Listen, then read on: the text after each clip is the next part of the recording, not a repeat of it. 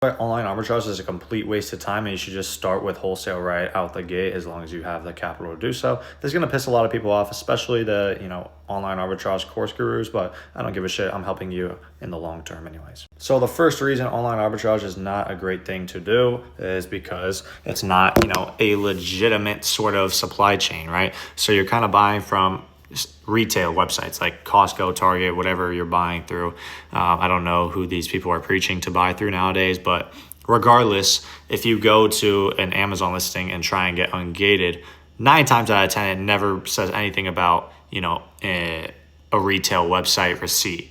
It always says if you want to get ungated, you need to be buying and submit an invoice from the brand or the manufacturer directly or one of their authorized distributors. It nowhere says, 9 times out of 10 at least, anything about a retail website or being able to provide like a retail website order. It's not a thing.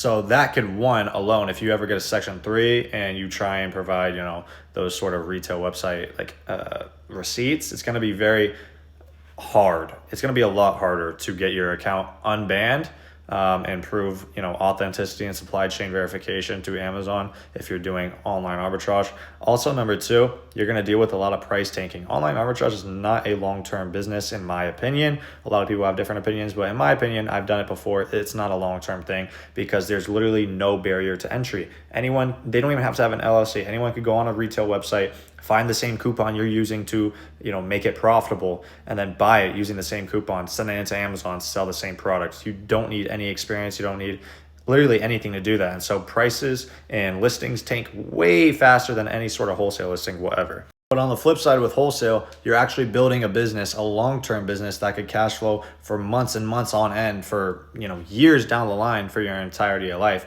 because you're basically the same type of business model, online retail, as a Costco, Target, Best Buy, all those types of online retailers. You are the same thing. Your sales channel is just through Amazon instead of your own website.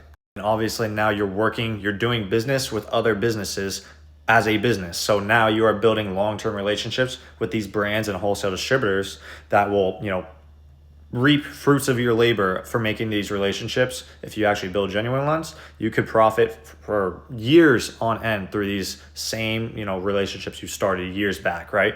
And so that's one of the best things, is because it's just a long-term, it's an actual business at the end of the day, and you need to treat it as such, and you'll get good, returns on that time spent on it.